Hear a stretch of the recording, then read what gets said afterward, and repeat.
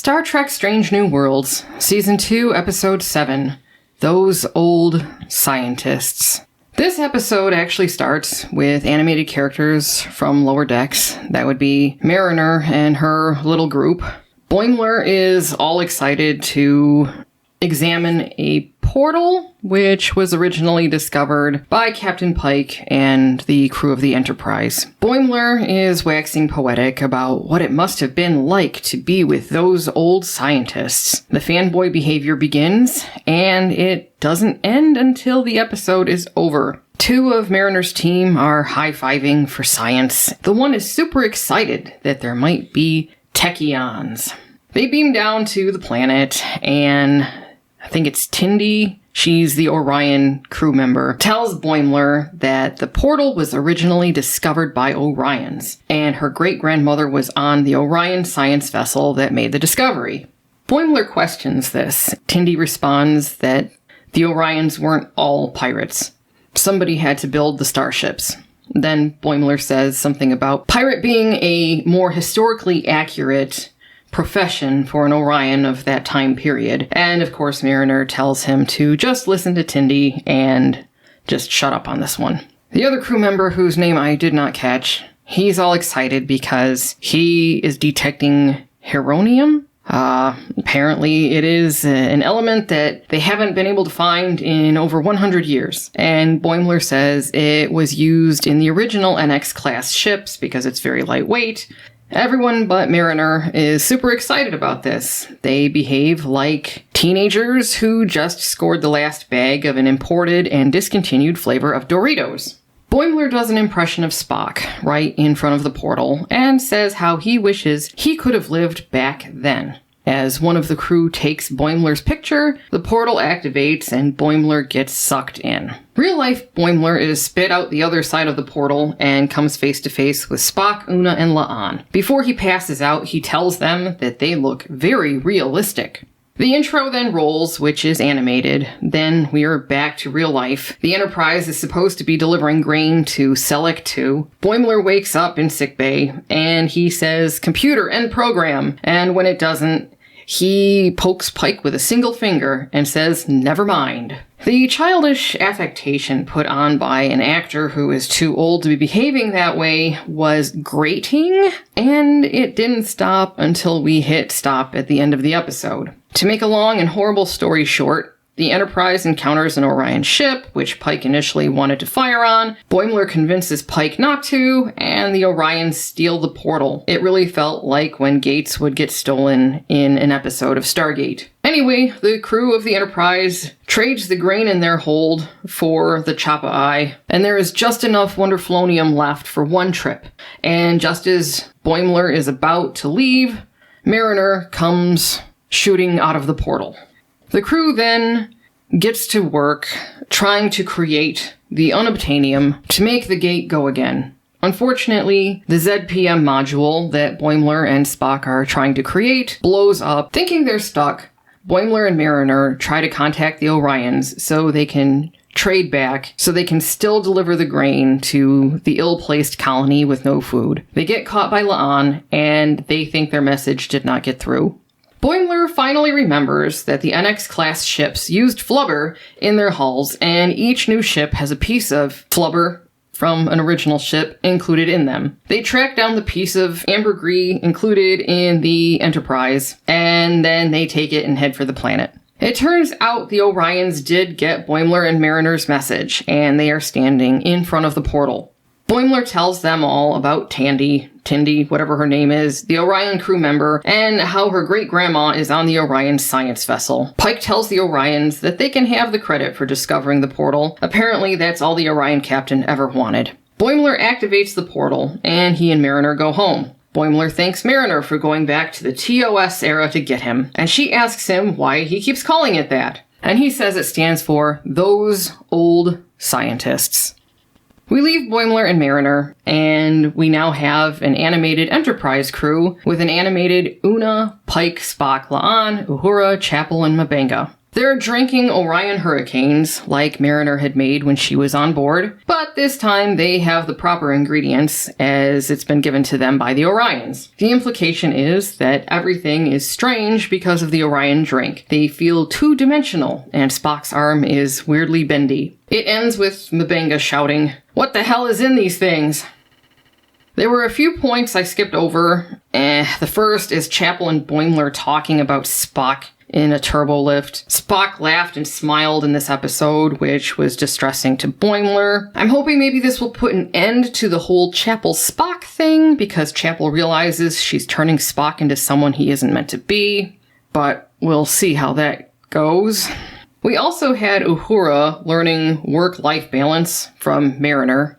Probably not the best of teachers for that one, but I guess if you want to learn slacking, that's where you go. Pelia gave Boimler the advice to fake it till he makes it, and it just felt like the age group they were aiming this at was really friggin' low. Pike overshared with Boimler and Mariner about his birthday plans to drink alone in a cabin because he has daddy issues, and Boimler and Mariner convince him that instead he should spend his birthday with his friends. This was awful. And even though Jonathan Frakes was the director on this, it was still awful. This was awful. We watched this last night, and I'm glad we waited till today to do our video on this, because I had to process what I watched. I have heard all season of Strange New Worlds people saying stuff like, you just need to settle down and just enjoy it. It's a comedy. This episode's a comedy. Old Star Trek did comedies. You're nitpicking it to death. Okay, maybe in some cases that might be valid. But let's look at this season. How many episodes of this season were comedic? You had the hot dog episode. You had Spock becoming human. You had this episode. And it looks, based on the trailers, the musical number next week, that's going to be one too. Well, it certainly isn't going to be serious. So they've had 8 episodes. Well, they're going to have 8 episodes. And half of those are comedic in nature. It's comedy. Just settle down. 50%. This wasn't even funny. Just like the episode when Spock became human. This was not a funny episode. The humor was not funny. I know I'm going to irritate some of our viewers, and I apologize up front because I don't mean to do that on purpose. But I've made it up front that I don't like Lower Decks. I feel it's aimed at a much lower audience. But since it was a cartoon, I just let it slide. I didn't watch it, but I just let it slide. When they had these cartoon characters come through a Chapa Eye into the real world, 3-dimensional world, the first thing I thought of was one of those old Simpson Halloween of Horror, Treehouse of Horror episodes, where they were redoing a Twilight Zone episode and Homer got sucked into the 3rd dimension. Except that was funny. Was it Boimler? Because I watched like 2 or 3 episodes at the very beginning of this Lower Decks when it first started. Didn't like it, so I said I'm done with this. It's surprising that they haven't improved any. What they call comedy now, it's just like when it started. It hasn't gotten any better. It's Gilmore Girls talking over each other, as you pointed out, talking like teenagers with a new brand of Doritos that came out. This isn't very good. It's bad. They made the 2 comments. One was when Boimler came out of the Chapa Eye when he was going back to Strange New Worlds times. And he said that, gosh, you're awfully detailed or something like that. That was their attempt at making a joke about, oh, look, you're 3D.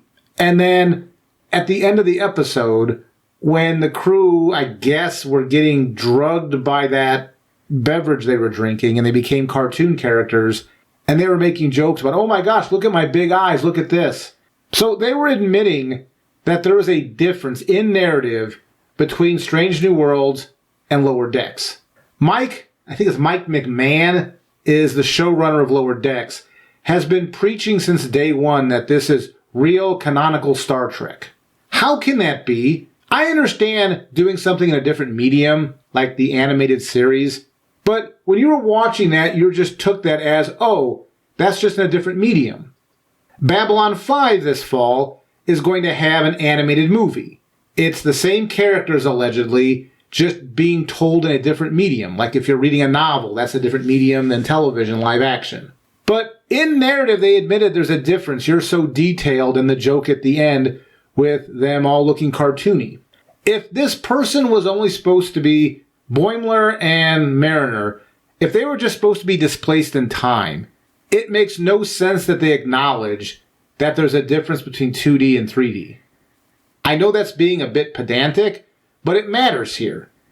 And so since this wasn't acknowledged as a different continuity, it's the same continuity just from the future, and we already know Strange New Worlds admitted with the hot dog episode that this is not in this original continuity. Therefore, we know Discovery's not in the original continuity because it's the same Spock and Pike, and we now know that Lower Decks is not in the same continuity as the Treks that came before. This episode not only was character assassinating Spock, because they picked on Spock again, but they're like shooting themselves in the foot with admitting that these shows are not original continuity. I don't find Lower Decks funny in the least. All it is callbacks. What it reminded me of when Boimler was fanboying all over Pike and the original people, original in quotation marks, there was an episode of The Next Generation where Max Headroom, Matt Frewer I think is the actor's name, I think the episode was A Matter of Time, where he was a con artist. He was a time traveler, but he came from before the Next Generation's time, but he was pretending he was from the future of their time. Now that part's not similar, but when Max Headroom's character was pretending that he was a historian from the future, and he was fanboy gushing over the bridge size and, oh my gosh, I didn't realize that you're this tall, or he was just going over these different things, fanboying. That's what Boimler was doing. And it wasn't funny. With Matt Frewer's take on it in The Next Generation, when you found out he was a con artist, all that came together and you could rewatch the episode knowing he was a con artist, and there was rewatchability on that second watching to watch him act what he's acting as a fanboy just to trick them to get technology from them. Yeah, it makes a lot more sense when you realize that a lot of people will act dumb to manipulate their mark. That way, the mark underestimates them, and the mark doesn't see it coming when the con artist finally springs their trap. But in this instance, Boimler is just an idiot. I don't know why anybody likes this character. If you're saying you identify with this character, I'm not trying to insult you, but what does that say about you if you identify with this character? Actually, I take back what I just said. He's not really an idiot. He is incredibly insecure and awkward, socially awkward, and but it's to the point where he's dysfunctional. Yes, that's exactly where I was going with that. Whatever behavioral issues he's fighting right now, he's not managing it well, this Boimler character. I don't know how anybody watches Lower Decks and thinks, I can identify with this character. I'm socially awkward too. Really? That badly, are you? No, it's hyperbole. So why is it on Star Trek? Yeah. This isn't Family Guy. Family Guy in space is when I first saw Lower Decks, that's what I thought of. Family Guy in space, which is funny because they used to call the Orville that.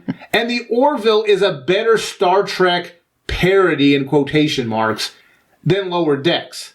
This was a horrible, horrible episode. Oh, and don't forget the part where it was implied that Boimler had a pinup of Una in his bunk. Yeah. And you could make reference to what that implies Boimler was doing with that pinup in his bunk, but we'll just leave it at that. Well, at the end, Mariner finally told Una that it was actually that her image was on a recruiting ad, and on that ad had that Ad Astra para bullshit on it. And it just, there's a pretentious nature to this stuff Well, at the same time, they're talking down to you, and the messaging is just absolutely insipid. Because there was a story that they could have told there. I mean, think about this just for a second. If this wasn't like the stupidest shit ever, but think about this. If you actually had characters come through from the future, and there's that Orion ship with Tindy's, I think that's her name, Tindy's great-grandma is on it, and Pike is about to fire on that ship. What are the implications for Tindy if Pike does fire on that ship? Does she cease to exist? These continuities, it doesn't matter. These aren't even... Yeah, I'm just saying, put all that crap aside. There was a story that actually could have been interesting that you could have told, but they chose not to do that. They chose to do this instead. Instead of going the really intellectual, actually have some moral choices to make, some things to actually explore from a philosophical standpoint, but they chose not to do that. They went the lowbrow comedic route. And then, if we pretend for a moment that they were trying to tell a serious episode here with some reality, because any Orville episode, they still try to tie pieces of it to reality. So, Boimler was a displaced person out of time. He was having trouble adjusting to this time period. They had a scene in, I guess, this 10 forward thing is now a thing on this Enterprise, which that itself breaks continuity, but whatever, we've talked. It doesn't really matter at this point because we could talk all day about what breaks continuity. But Boimler was in this 10 forward trying to adjust, and Ortegas was hassling him. Now, the thing is, she fits in so well with a Lower Deck character. If you took her, turned her back into a cartoon, and I say back because with that haircut, she looks like a cartoon character, and you shoved her back on Lower Decks, or on Lower Decks, she would fit right in. Ortegas is a Lower Decks character. She would fit right in with that whole show. But they were trying to portray Nurse Chapel. Remember, she was so good that she applied to that Vulcan science place and got turned down, remember? Nurse Chapel was hassling Boimler as well. Boimler is a joke, if I'm even pronouncing his name correctly, because I don't really care. Normally when we talk about stuff, we like to feel like we understand the material. Since I didn't watch Lower Decks, I don't know these characters' names correctly. Mariner and I think Boimler is the character's name. But if I got them wrong, honestly, I don't care. The purple-haired guy and the other one. I think Mariner is correct. Yeah, it is. So Nurse Chapel was hassling this guy who was having trouble adjusting to being in this new time period. How is that anything that I'm supposed to be sympathetic toward Nurse Chapel? Well, it certainly wasn't very nursey of her. And then Spock smiling. Ugh. Because he's experimenting with being human. He's having these emotional outbursts. And then the whole point here is Boimler explaining that, no, Spock was a very serious and revered character in our time. This emotional thing, that's not really what Spock is and what the universe needs. And then Nurse Chapel, if she changes her route here, means that Boimler changed the continuity. Yep. Because as Spock pointed out, Ethan Peck's Spock, in the later part of this episode, he pointed out, well, maybe this is just part of the normal timeline, Chapel and I going through these emotional experiments. And I'm not liking the emotional Spock, but I'm just saying this makes no sense. The argument they were making that Chapel, because of an external time visitor, is going to change what they were doing naturally. Because when they were experimenting with this emotional stuff with Spock, there was no outside timeline influence. And an outside timeline influence came back and apparently might change direction. If they decide next episode, well, 2 episodes, because that musical episode, they're probably just going to do stupid things. But in 2 episodes from now, if Nurse Chapel says, well, I don't think we should be pursuing this anymore because of what I found out, and then they end up not doing it, that means the continuity was changed, which reaffirms they still are not in the original continuity because some external force changed the direction of the continuity. Just like in that hot dog episode when that Romulan person came back and delayed the eugenics war. I do not understand what they're doing here. I do not understand the people who say this is comedy. It's a comedic episode just like Old Trek. Old Trek did not have a 50% rate at comedic episodes. So I've heard somebody say this in our comment area, and I agree with this person. Star Trek is a joke now. 50% of its episodes are a joke. So the franchise itself is turning into a joke. It's a joke now. And young people are growing up watching this thinking this is what Star Trek is. It's a joke. It's Family Guy in space. It's Lower Decks. It's the same as Lower Decks, just some are drawn and some are not drawn, but it's exactly the same. And you try to explain to people why they're degrading this franchise bothers us. Us people who watched and lived through a lot of the original iterations of this. And we spent a lot of time and a lot of thought and honestly a lot of emotion investing in these characters in this universe. And then they're doing this. How is an old Trek person supposed to go to a convention and talk to some 18-year-old kid about Star Trek when Star Trek, all it is now is a bunch of jokes and fart humor, and that's all this is? That's Star Trek now. I would have a better chance talking to somebody who's a fan of the Orville. There would be an overlap of what we could talk about.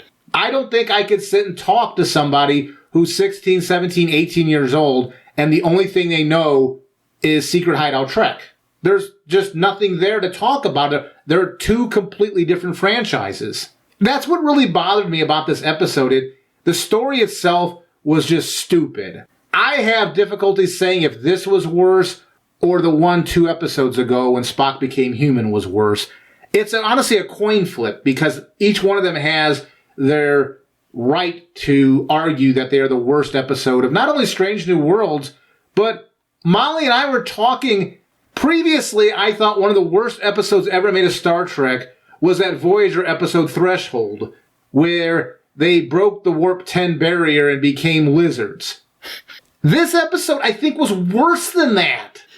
And I just want to make sure people are clear that we are discounting those episodes of Discovery where they were blatantly committing war crimes. And it wasn't Mirror Giorgio or Mirror anybody else. It was actually Federation people committing war crimes. Well, that's just horrible television. I'm talking specifically horrible Star Trek. Yes. Well, allegedly that was Star Trek. But that I'm pushing into a different category all its own because that just takes on a whole new level of disturbing and it needs to be discussed in its own right. But as far as just Star Trek episodes without some sort of weird horror that has to be examined and placed in a box and then never looked at again, this was, in my opinion, the worst. I mean, I can see where people would say, oh, no, it wasn't. But it's the jokiness, the insipid writing. It feels like it's meant for tweens. And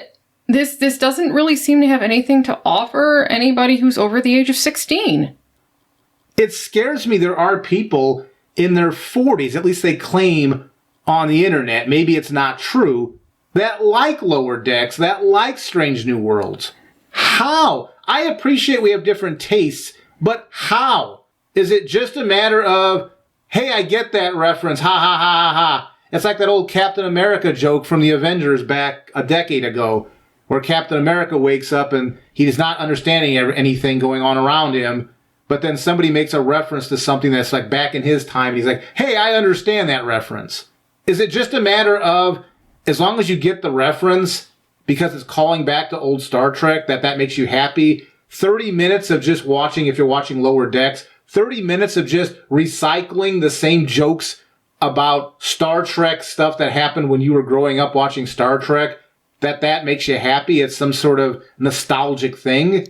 I have a feeling there's probably something comforting about it, but I can't imagine it would go beyond that because it's not adding anything positive to the franchise. It's not adding anything. You're in like some sort of... It reminds me of that Next Generation episode.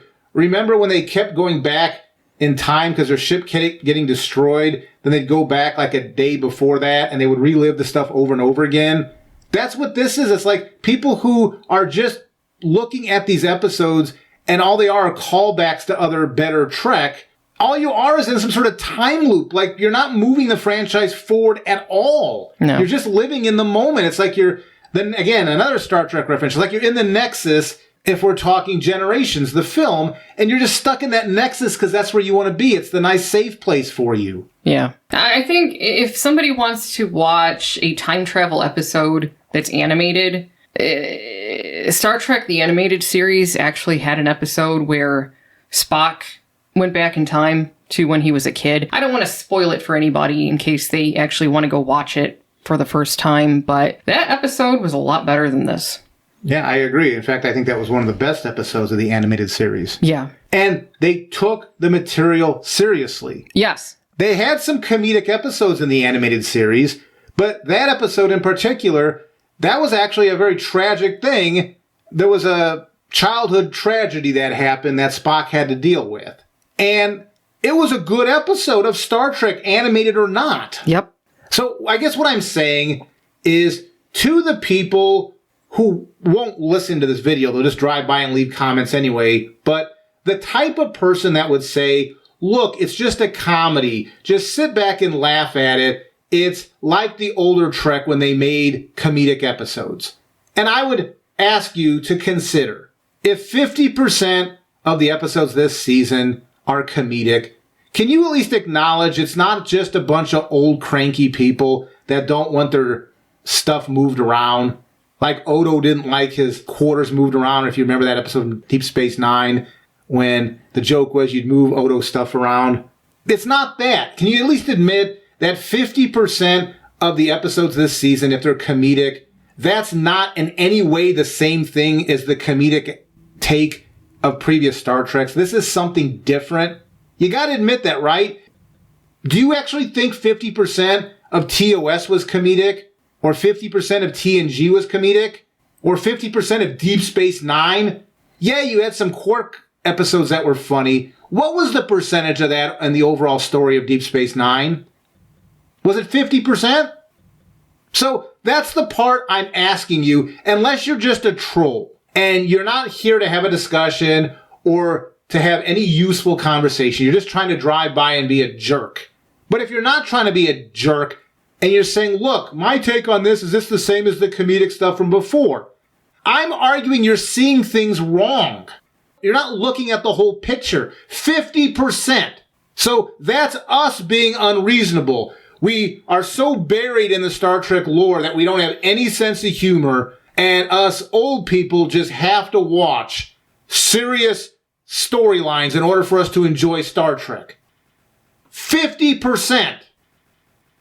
If anybody's right, I think it's us, and you are wrong because you don't understand that 50 is a larger number than whatever the number would be for older Trek, by a bunch. And next week, they're selling this as some sort of breakthrough television event. Do they not realize in 1998, Xena Warrior Princess had a musical episode, the entire episode. And in 2001, Buffy the Vampire Slayer had an episode that was a musical. That's 20 plus years ago. How is this breakthrough when it was done in the 90s, 1998, going back to Xena? And let's not mention Cop Rock, because that was one of the worst things I've ever seen. Yeah, and that goes back, I think, to the early 90s. Yeah, it was either the early 90s or the very late 80s. It's somewhere in that time period, yeah. This has been done before. Again, much like we talked about last week about Doctor Who in 42, not that you're stealing the story, but you're pretending that this idea of creating a musical episode of a science fiction / fantasy, because they group them together, why can't I, that this is unique. Xena did it in 1998. Hey, if you want some science fiction fantasy that's a musical, how about try Little Shop of Horrors? There you go. This isn't anything unique. However, it's weird to be doing it as an episode of Star Trek like this. I'm suggesting the uniqueness they think they're doing is they're saying, look, the rest of our stuff has not been musical. It's been quote-unquote serious. So we're doing a musical episode. Aren't we cutting new ground here? No. And I'm like, go on YouTube, 1998, Xena, Warrior Princess. I forget the name of the episode. It was something sweet, S-U-I-T-E, I believe, but I don't remember the name of it. That was a musical episode. And in 2001, Buffy the Vampire Slayer, which was also a serious, in quotation marks, fantasy show, had a musical episode. If you can't do simple math, it's 2023 right now. So 1998 and 2001 is a little bit ago. So it's just the advertising. We haven't seen the episode yet, but they're advertising as this breakthrough moment. And it's not. We're going back to the 90s, going back to the Lower Decks stuff. We're just doing the same crap over and over again. And the sad thing is how many people don't recognize that. Maybe a lot of them are too young to know about these things, but their parents sure as hell should. They have cell phones. Kids have access to their cell phones. Why are they so ignorant when it comes to older stuff? I remember when I was a kid, and I'm not that old, but I would watch stuff like the original Little Rascals or the original Three Stooges. That predates me. Do they not have any curiosity? It's like, no, that's just old stuff. I can't watch that. I mean, I'm watching the Little Rascals and the Three Stooges from Depression era if we're talking the older stuff. And I'm not that old. I'm old, but not that old. I don't understand why there's no curiosity in looking this stuff up. These are people who love to have arguments online and going to Wikipedia and just grabbing a couple sentences off of Wikipedia to try to win an argument. And they're not at all curious about what came before. Strange New Worlds is getting ready to do next week is not cutting edge. It's not unique. When you can go back to the 90s and early 2000s and find two fantasy shows that were doing musical episodes as a break from their normal thing that they did, that can't be cutting edge by definition. But I'm guessing that nothing matters before like 2016. I mean, I don't know where these people make the cutoff on what's so old it's not worth looking at. Probably last year. I do not know if this series continues into a season 3.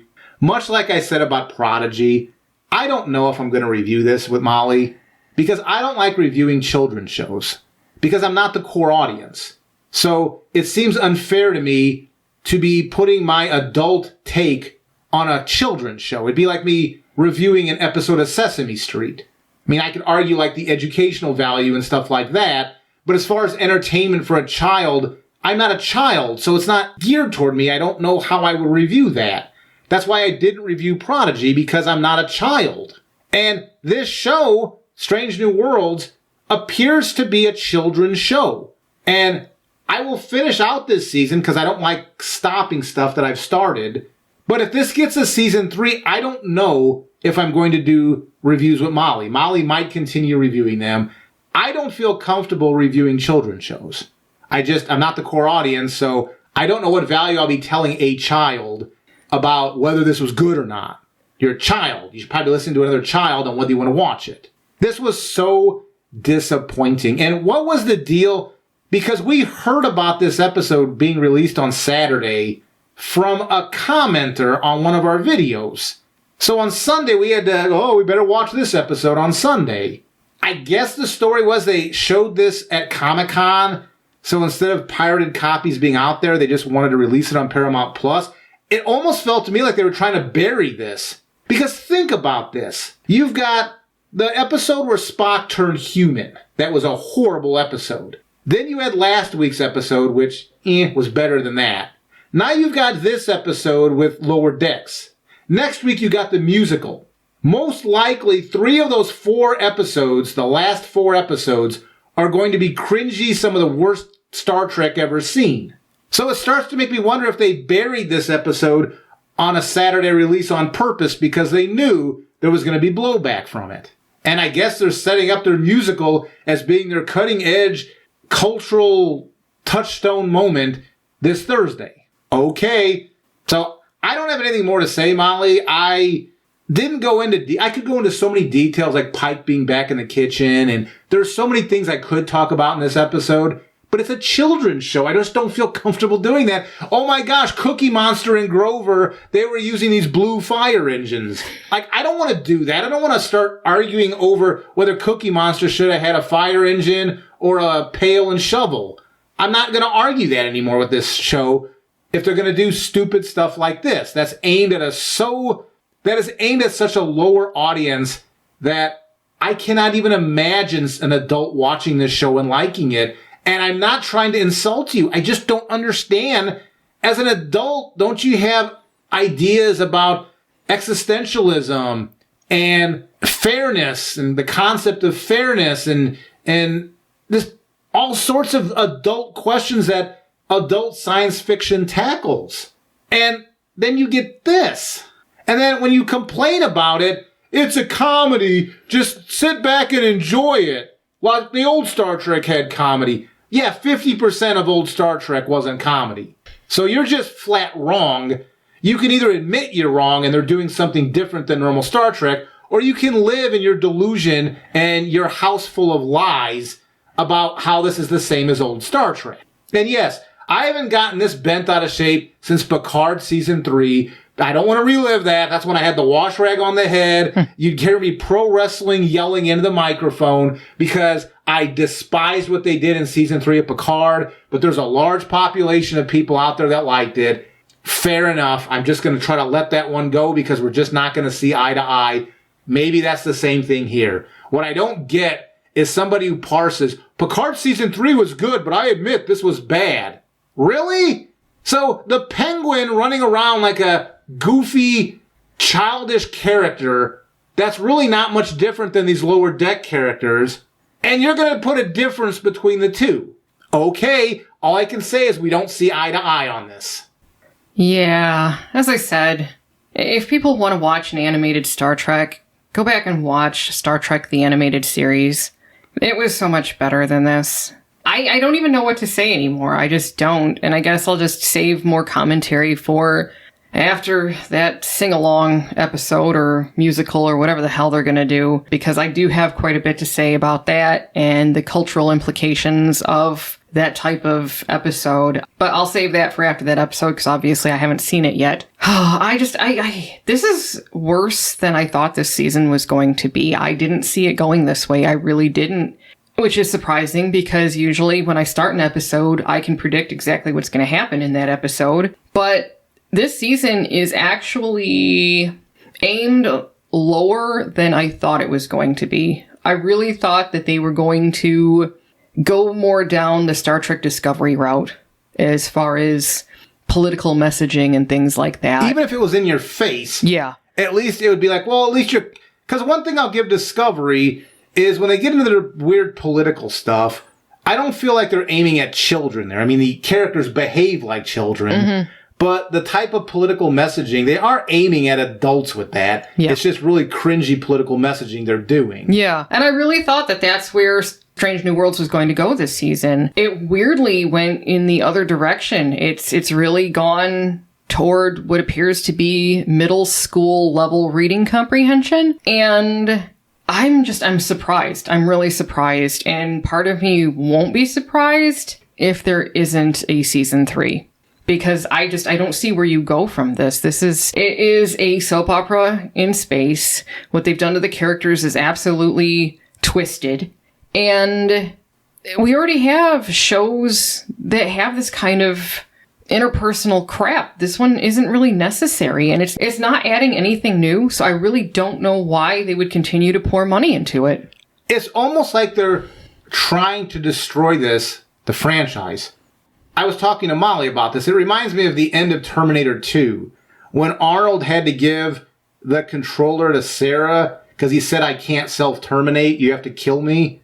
It's almost like they can't stop making this crap. They're just in a cycle that they just can't stop making it. They want us to pull the plug, just like she had to lower him, Sarah Connor had to lower the Terminator into that vat of metal. That's what it feels like, because other than trying to destroy the franchise, why would they do this? I don't understand.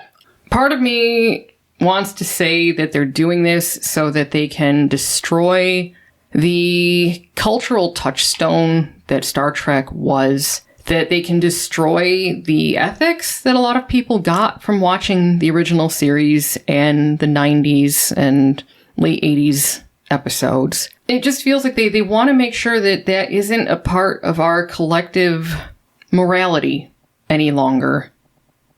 People have different tastes. Again, I'm not trying to be a jerk, but this doesn't even seem close to me. This was garbage. It's not like this individual episode was like, something that needs to be burned in a pile or something, although I wouldn't be against it.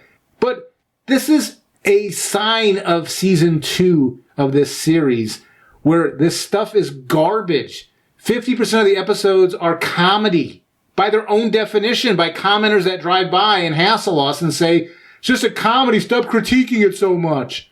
Really, so Strange New Worlds is a comedy. That's news to me because that's not how they sold it. Okay, it's a child comedy. That's what Strange New Worlds is. It's a children's comedy. Now that I know that, after this season, I probably won't be reviewing it because I'm not going to review a children's comedy. Well, I seem to have gotten you all worked up again. I got the wash rag. I haven't done this since Picard season 3. I'm going to put the wash rag on, get me some food. I'm going to be good. I'm still pissed because I had plans for today that didn't involve frickin' Strange New Worlds. And now here we are. Thanks, Comic-Con. Seriously, why did you have to release this there? Why? Why? I mean, did anybody go and watch this there? I want to know. Why they would pick this episode to show at Comic-Con? I don't know. Maybe they thought because it was a crossover between the animated Lower Decks. I don't know. Maybe I don't know. But again, I don't understand how people like this stuff at all because I find it to be horrible. In some cases, offensive. Yeah. But it's certainly horrible. An adult, I do not see what they're getting out of it other than going to the Nexus and living in the nostalgia place. Yeah. And I don't know. I mean, I don't know your story, your personal story. If you had a horrible life and disappearing into that safe Star Trek place is what makes you happy, you be you. I'm certainly open to people being different, but I know that's not why I like Star Trek. I can get the repeats, the reruns on television, and I can watch it on my DVD player. So I don't need to live that place. I can just stick the DVD in. I know that there are a lot of people out there who did not like this episode. As always, the comments below are your support group, so you know what to do. Take care.